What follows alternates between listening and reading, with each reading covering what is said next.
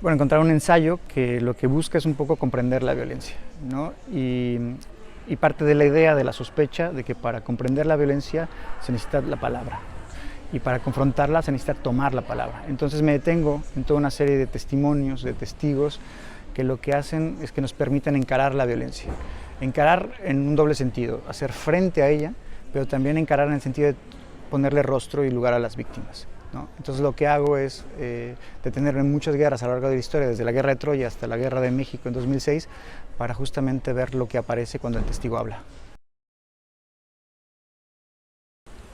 Bueno, como podrás imaginar, estoy muy contento, ¿no? Muy contento por publicar en Anagrama, por el premio y porque crecí, ¿no?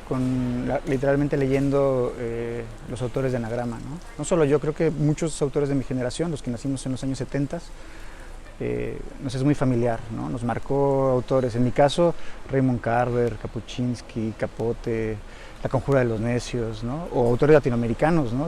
Y hispanoamericanos, Vilamatas, Bolaño, o el hecho, por ejemplo, de que los últimos dos autores mexicanos que ganaron el premio Anagrama, como Monsiváis y Sergio González Rodríguez, que son autores que echamos mucho de menos en México, pues para mí es todo un honor estar en esta lista, ¿no? en esta casa.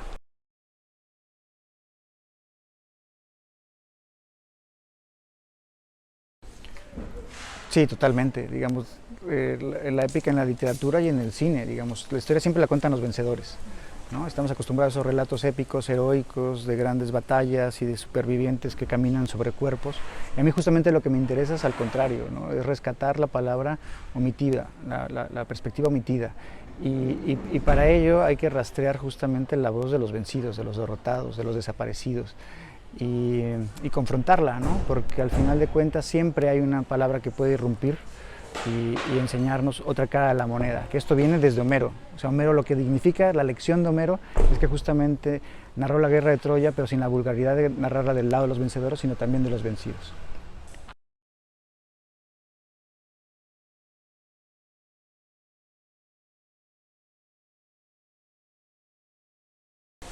Siempre ha habido un poco el debate de cómo poner imágenes a lo inimaginable después de Auschwitz, ¿no? a lo atroz, ¿no? Esas imágenes que no se pueden soportar. Y lo que hace Lanzmann en ese documental de 8 horas es de que no pone ninguna imagen de archivo.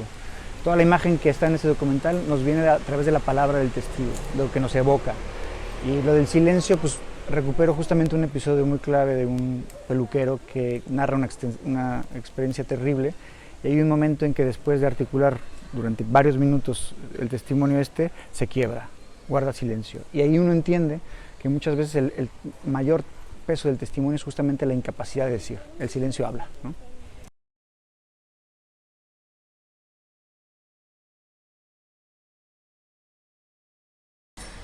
A que en México, como dijo Teresa Margolles, ¿de qué otra cosa vamos a hablar, ¿no? Si no es de la violencia? Desde el 2006 todos, sepámoslo o no, querámoslo o no, hemos sido testigos involuntarios de imágenes e historias atroces que no se pueden soportar.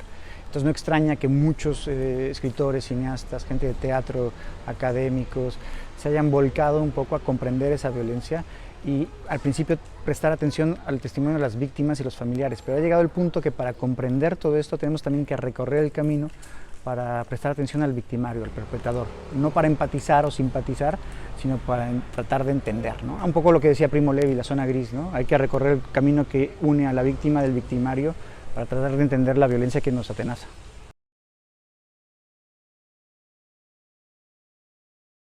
¿No? Yo planteo que sí. De hecho, creo que hoy en día hay cientos de mujeres y hombres en el mundo a los que solo tienen el recurso, solo les queda la palabra y la usan y la toman para poder denunciar o exponer un daño, una pérdida. Y lo que tiene el testimonio es que siempre se da a alguien más, ¿no? El testimonio siempre nos implica, nos convoca, ¿no? Y lo que permite eso es a los que somos depositarios del testimonio, es justamente acompañar o visibilizar esas denuncias para pedir verdad, para pedir reparación, para pedir justicia, ¿no? Entonces, contraponer la palabra de las víctimas supervivientes y sus familiares contra de las versiones oficiales siempre tiene esa posibilidad de irrumpir y disrumpir.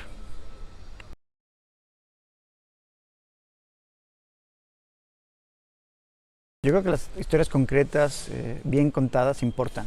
Y en una época donde se moviliza el odio, donde se moviliza el miedo por fanáticos de lo propio, donde hay discursos abiertamente excluyentes, xenófobos, racistas, misóginos, por ejemplo, que hacen al migrante un chivo expiatorio, pues importa mucho detenernos esas historias concretas, ¿no? Si uno lee una crónica de lo que pasa a un migrante centroamericano para llegar a Estados Unidos, pues muchas veces eso nos afecta o nos conmueve, en el sentido de conmovernos, nos mueve con ese destino concreto, que a veces es mucho más efectivo que una declaración de derechos humanos, ¿no? Entonces, la imaginación, al final de cuentas, la lectura traspasa fronteras, ¿no?